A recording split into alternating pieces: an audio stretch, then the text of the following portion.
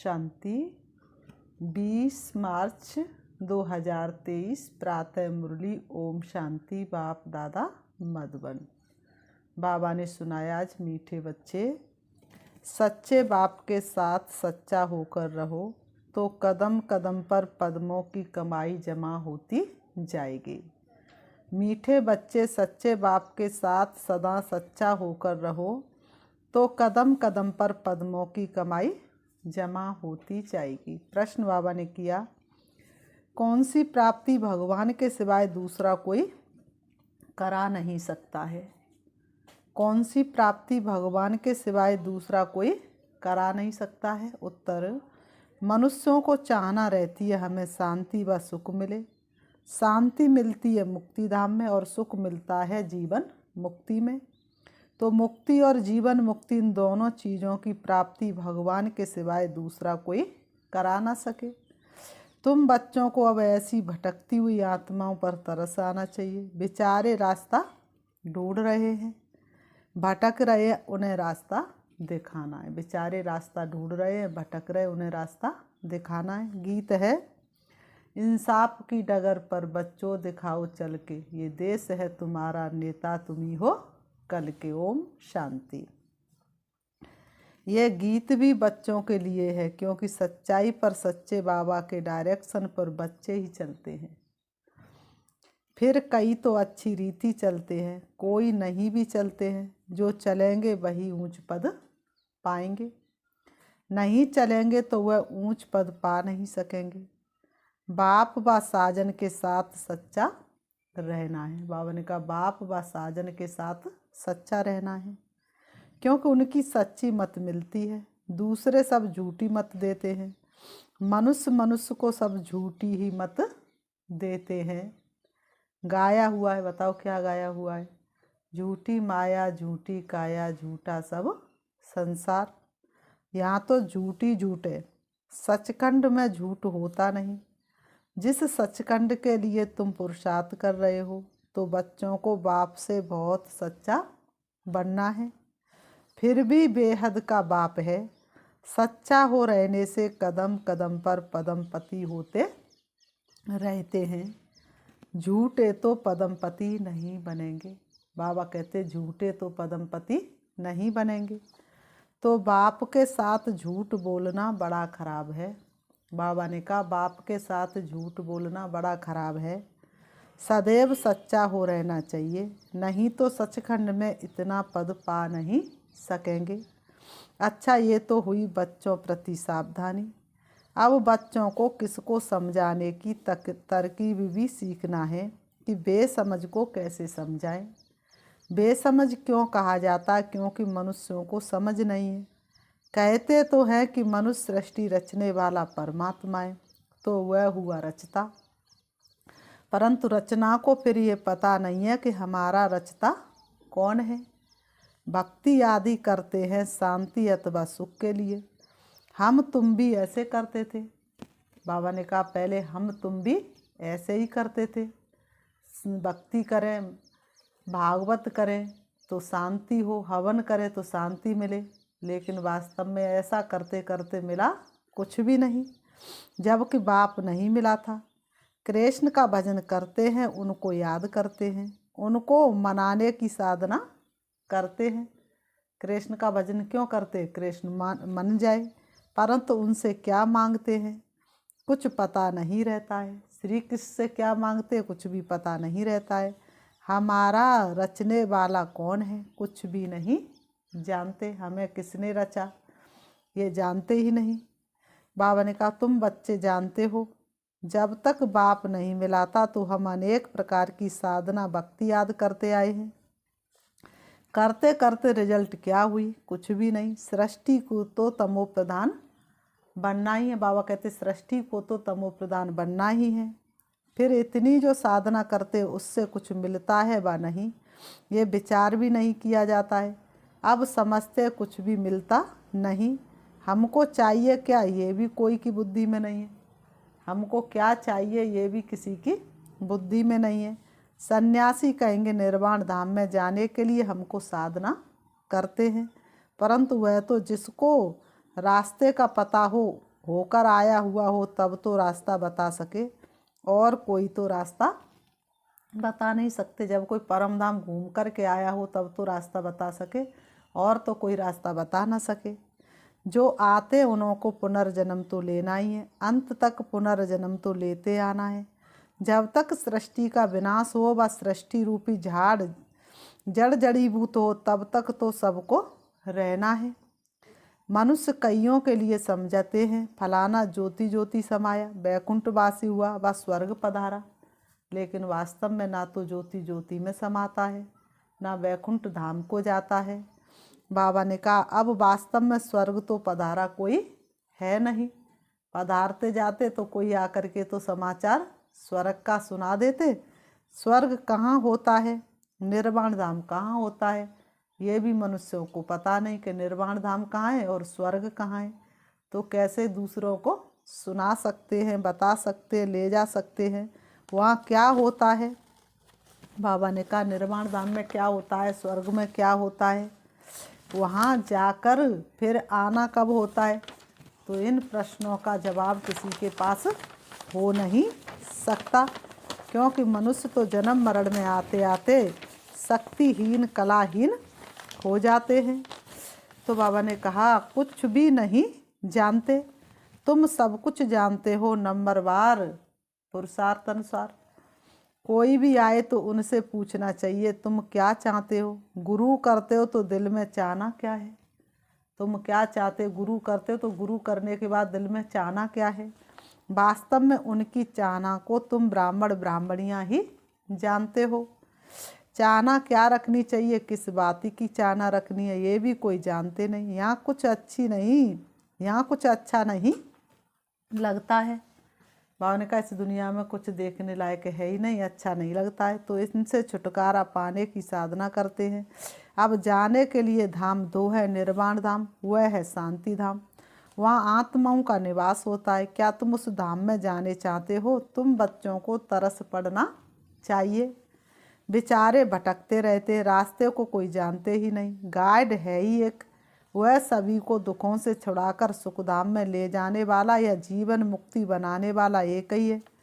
वह जब तक ना आए तब तक कोई को मुक्ति जीवन मुक्ति की प्राप्ति हो नहीं सकती। ये दोनों प्रॉपर्टी है ही एक बाप के पास। मुक्ति जीवन मुक्ति दोनों की प्रॉपर्टी किसके पास है, एक बाप के पास, और किसी के पास ये दोनों की प्रॉपर्टी है नहीं जो दे दे। जब तक भगवान भक्तों के पास ना आए तो वह चीज़ मिल नहीं सकती। स्वर्ग में सुख और शांति दोनों है, स्वर्ग में सुख भी है तो शांति भी है। शांति क्यों कहा जाता है, क्योंकि वहाँ लड़ाई झगड़ा आदि होता नहीं। सतयुग में लड़ाई झगड़ा आदि होता नहीं। बाकी असली शांति धाम तो है निर्वाण धाम, जहाँ सभी आत्माएं शांत रहती हैं। फिर आत्मा को जब आर्गन्स मिलते हैं तो बोलती हैं। परम धाम में तो आर्गन्स नहीं जो कोई चिटचेट हो जो बोल सके, जब आर्गन्स में आती तब आत्मा बोलती है। तो वहाँ सुख शांति दोनों ही है। सुख होता है संपत्ति से, वहाँ सतयुग में तो संपत्ति बहुत है। सुख किससे मिलता है, मनुष्यों को संपत्ति है। संपत्ति है तो सब कुछ कर सकते, तो सतयुग में संपत्ति बहुत है। यहाँ संपत्ति नहीं है तो मनुष्य बेचारे रोटी टुक्कड़ भी मुश्किल खा सकते हैं। संपत्ति है तो एरोप्लेन बड़े बड़े महल आदि सब वैभव है। तो संपत्ति भी चाहिए, फिर शांति भी चाहिए, निरोगी काया भी चाहिए। ये सब देने वाला एक ही बाप है और कोई दे नहीं सकता। बाबा ने कहा निरोगी काया भी बाप की याद से बनेगी, संपत्ति भी बाप की याद से आएगी। समझाया जाता ये कलयुग तो है दुखधाम, यहाँ पर सुख मिल कैसे सकता है। नई दुनिया है सुखधाम, वहाँ दुख होता नहीं। पवित्रता सुख शांति वहाँ सब है। सतयुग में पवित्रता सुख शांति सब है। दूसरा है मुक्ति धाम, वहाँ कोई सदैव रह नहीं सकता। परम धाम में भक्त लोग कहते हैं काटो जन्म मरण के फेरे, लेकिन बाबा ने कहा जन्म मरण के फेरे से तो कोई छूट नहीं सकता। पुनर्जन्म ले फिर पाठ जरूर बजाना है। परम धाम में जब तक रहते तब तक पाठ में आए सच्चे स्वीट होम को याद करते हैं। नाटक में हमेशा नंबर्स की लिमिट होती है। फलाने ड्रामा में इतने एक्टर्स हैं, ये तो अनादि बना बनाया ड्रामा है। बाबा ने कहा ये तो अनादि बना बनाया ड्रामा, ये तो किसी ने बनाया नहीं। लिमिटेड नंबर है। भारत में 33 करोड़ देवताओं की लिमिट है। इस समय तो बहुत कन्वर्ट हो गए हैं। तो पहले पहले जब कोई आए तो उनसे पूछना है दिल में क्या आस है। बाबा ने कहा सबसे पहले कोई आए तो क्या पूछना, दिल में क्या आस है, क्या चाहते हो। दर्शन से तो कोई फ़ायदा नहीं, कितने भी दर्शन कर आओ लेकिन कोई फ़ायदा नहीं। गुरु के पास कोई आस लेकर जाते हैं, एक तो आस रहती है कुछ मिले, आशीर्वाद दे, हम फलाने में जीते। कोई कहते हमको ऐसा रास्ता बताओ जो हम सदैव शांत रहें। मन बड़ा चंचल है, बोलो शांति तो मिलेगी परम धाम में। एक है शांति धाम, दूसरा है सुख धाम, तीसरा है दुख धाम। तुम क्या चाहते हो तो फिर हम बताएं कि ये साधना अथवा पुरुषार्थ करो। साधना व पुरुषार्थ एक ही बात है। भक्त साधना करते हैं और जगह जाने के लिए अथवा वापस परम धाम जाने के लिए। मोक्ष तो कोई पा न सके, ये बना बनाया ड्रामा है। सन्यासी को फिर अपने सन्यास धर्म में आना ही पड़ेगा। कृष्ण धर्म फिर क्राइस्ट द्वारा जरूर स्थापन होगा। सतयुग नई दुनिया में पवित्रता सुख शांति सब है, इसलिए उसका नाम है स्वर्ग। इसलिए आज भी कोई शरीर छोड़ता तो कहते स्वर्ग पधारा। उनको कहा जाता सुखधाम शिवालय, ये है वैश्यालय। तुम क्या चाहते हो, शांति चाहते हो, वह तो शांति धाम में मिलेगी। वह भी जब तक सुखधाम वालों का, बाबा ने कहा वह भी तब तक जब तक सुखधाम वालों का अर्थात देवी देवताओं का पाठ है। फिर तो नंबरवार सबको पाठ में आना पड़ेगा। तुम भी पुरुषार्थ करेंगे तो बैकुंठ में जाएंगे, तुम भी पुरुषार्थ करो तो बैकुंठ में चलो। भारत बैकुंठता ये भीति देनी चाहिए।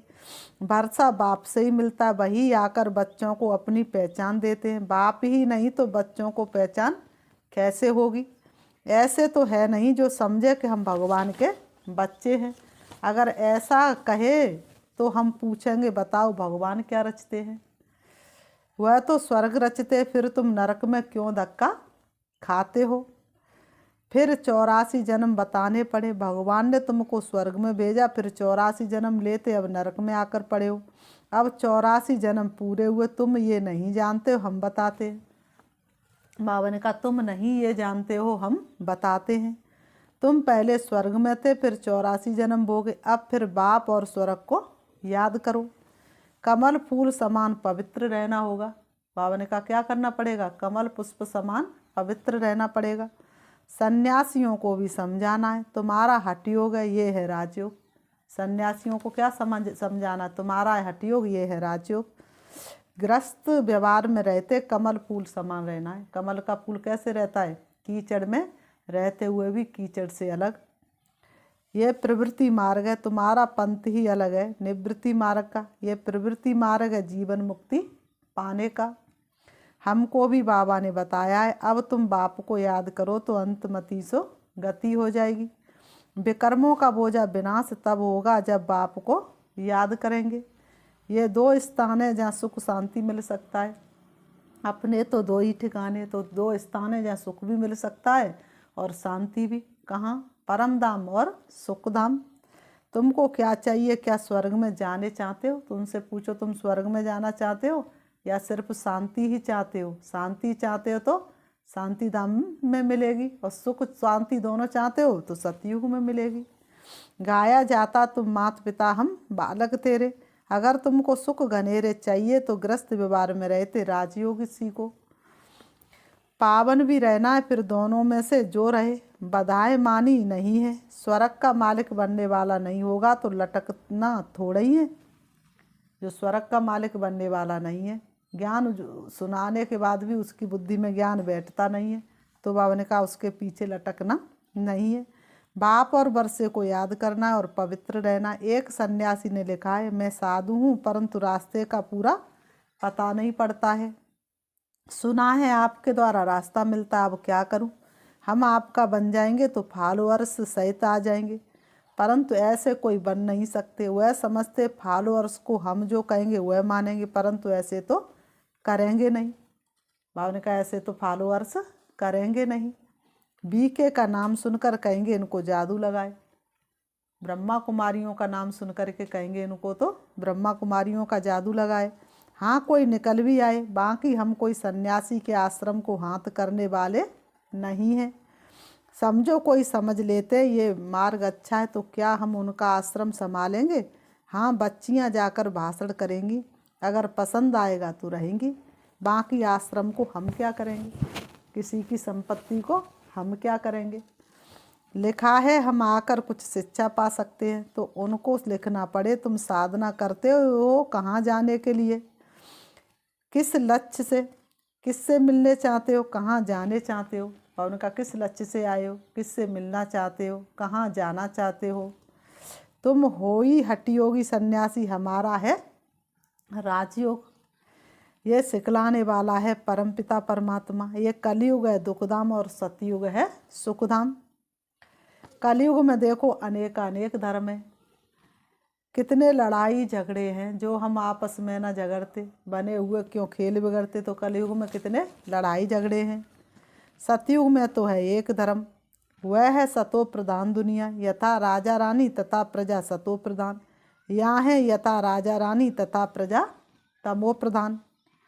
ये कांटों का जंगल है, ये सारी दुनिया क्या है? कांटों का जंगल। वह फूलों का बगीचा है। तो मार्ग हैं ही दो, हठयोग और राजयोग। ये राजयोग है स्वर्ग के लिए, राजाओं का राज स्वर्ग में बनेंगे। बाबा ने कहा राजाओं का राजा कहाँ बनेंगे? स्वर्ग में बनेंगे। राजयोग का राज जो जाने राजा ही पद पाए, और राजाओं का बन जाए राजा शिव से प्रीत लगाए। स्वर्ग स्थापन करने वाला है परमपिता परमात्मा, वही राजयोग सिखलाते हैं। सन्यासी कहे हम सन्यास में ही रहे तो ज्ञान उठा ना सके, गृहस्थ व्यवहार में रहना पड़े। यह एक लौ है, जिसको छोड़ भागे हो उनका फिर कल्याण करना है। बाबा ने कहा उनका फिर कल्याण करना है। पहले तुम अच्छी रीति समझो, फिर चैरिटी बिगन्स एट होम। पहले तुम अच्छी रीति समझो, फिर अपने घर का भी उद्धार करना। तुमने स्त्री को छोड़ा है, अगर बाल ब्रह्मचारी होगा तो माता पिता को छोड़ा होगा। बाबा ने कहा तो भी माता पिता को दुख मिला होगा, उनको भी समझाना है। कायदे कानून तो पहले समझाने हैं। बाबा ने कहा कायदे कानून तो पहले समझाने हैं। पुरानी दुनिया को नया बनाना ये तो बाप का ही काम है। बाप को परम धाम से आना पड़ता है, वह है पतितों को पावन, नरक को स्वर्ग बनाने वाला। से बाबा क्या है? पतितों को पावन और नरक को स्वर्ग बनाने वाला। स्वर्ग में रहते ही हैं देवी देवता, बाकी सब निर्वाण धाम में रहते हैं। बाबा ने कहा सबको सुख शांति देने वाला एक ही बाप है। सुख और शांति का भंडार कौन है? शिव बाबा। जैसे उनको याद करेंगे वैसे ही सुख शांति मिलना शुरू हो जाएगी। तो सुख शांति देने वाला एक ही बाप है। बाप आते ही एक धर्म की स्थापना कर बाकी सबका विनाश करने। बाप क्या करने आते?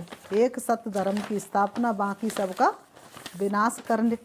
बाबा ने कहा तो बाप के आने से ही एक सत्य धर्म की स्थापना होती है। तो बाबा कहते और सब परम धाम में जाकर निवास करते हैं। ये कयामत का समय है। बाबा कहते ये कयामत का समय है, सब हिसाब किताब पूरा कर वापस जाएंगे। सभी आत्माओं को अपना अपना पाठ मिला हुआ है। कोई कितने कितने जन्म पाठ बजाते, सबको तमो प्रधान बनना ही है। बाकी वापस कोई जा नहीं सकते, ना फिर मोक्ष ही होता है। बाकी हुई मुक्ति जीवन मुक्ति, हम जीवन मुक्ति के लिए पुरुषार्थ करते हैं, इसमें मुक्ति भी आ जाती है। तुम अगर मुक्ति चाहते हो तो अच्छा बाप को याद करो तो विक्रम विनाश हो और तुम बाप के पास चले जाएंगे। ये एक ही रास्ता स्वयं बाप आ करके बतलाते, और कोई बता ना सके। और सुदर्शन चक्र भी फिराते रहेंगे। पढ़ाई पढ़ते रहेंगे तो स्वर्ग में आएंगे। बाबा ने कहा पढ़ाई पढ़ते रहेंगे तो स्वर्ग में जरूर आएंगे। तो सन्यासियों को फिर गृहस्थ व्यवहार में जाना पड़े, हिम्मत चाहिए। एक ज्ञानेश्वर गीता है जिसमें ये लिखा हुआ है, बोला एक बच्चा देकर सन्यास करो तो कुल की वृद्धि होगी, फिर तो कोई बाल ब्रह्मचारी हो ना सके। बाल ब्रह्मचारी भीष्म पितामह का तो बहुत मान है, परंतु मनुष्य तो एक दो पर विश्वास भी नहीं करते हैं। समझते गृहस्थ व्यवहार में रहते और विकार में ना जाए, ये हो नहीं सकता। लेकिन उन्हें कोई भगवान सर्वशक्तिवान की मदद थोड़ी है जो वो पवित्र गृहस्थ व्यवहार में रहते हुए पवित्र रह लें। अगर सर्वशक्तिवान की मदद हो तो पता चले ना कोई में राजयोग सिखाए स्वर्ग की स्थापना करने की ताकत है। सबको दुखों से छुटकारा दिलाकर सुख में ले जाना ये सिवाय परमात्मा के कोई कर नहीं सकता। दोनों दरवाजों की चाबी बाप के पास है। बाबा कहते दोनों दरवाजों की चाबी बाप के पास है।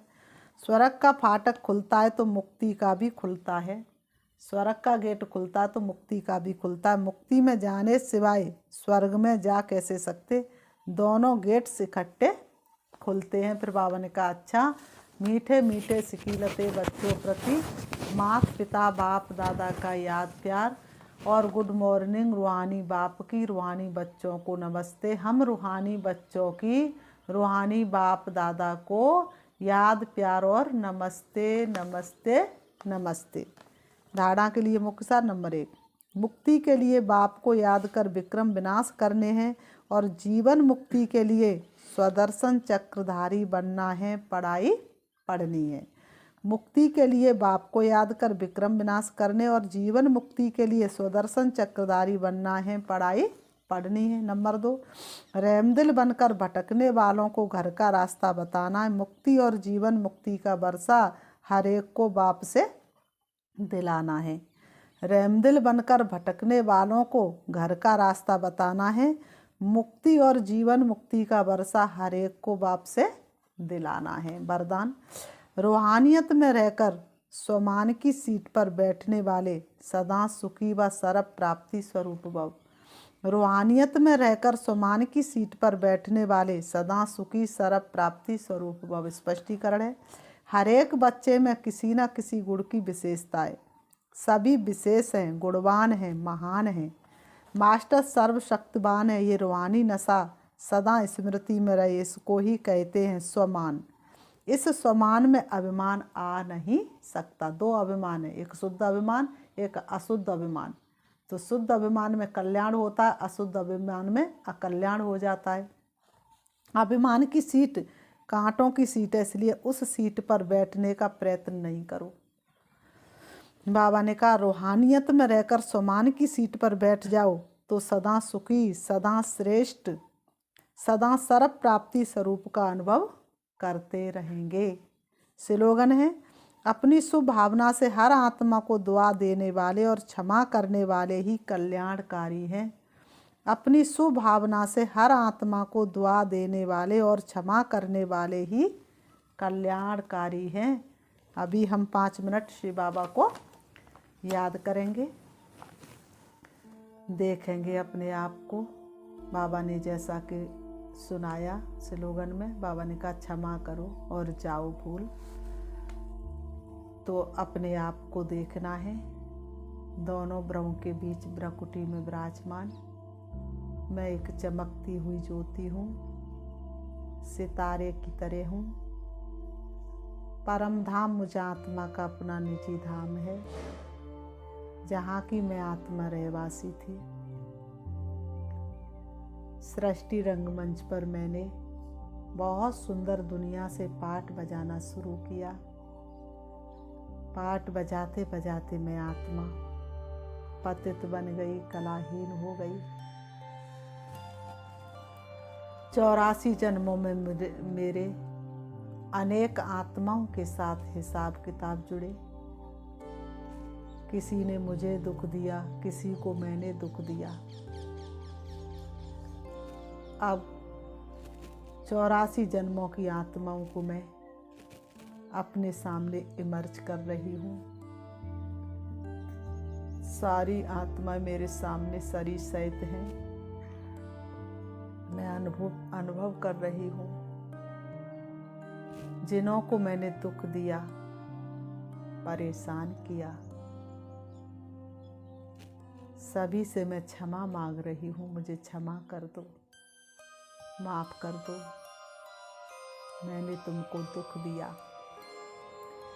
मुझे अनुभव हो रहा है सभी ने मुझे माफ कर दिया और मुझे बहुत हल्कापन महसूस हो रहा है। मेरे सिर से बोझा उतर गया, ये मुझे महसूस होता आ रही है। अब उन आत्माओं को मैं इमर्ज करती हूँ शरीर के सहित जिन्होंने मुझे दुख दिया था, मैं जिनको माफ नहीं कर पा रही थी, उनका दुख मुझे अंदर ही अंदर खा रहा था। अब मैंने उनको क्षमा कर दिया। उन्हें भी हल्कापन महसूस हो रहा है। मैं हर आत्मा को क्षमा दे रही हूँ, हर आत्मा को क्षमा कर रही हूँ। इस जन्म के भी विक्रम याद करो, इस जन्म के भी मनुष्यों को याद करो। हमें याद है जिन्हों को हमने दुख दिया, वो सब मेरे सामने हैं। सबको मैं माफ़ कर रही हूँ। कुछ भी हो जाए, आज से कोई भी तुम्हारी गलती को मैं चित्तपन नहीं रखूँगी।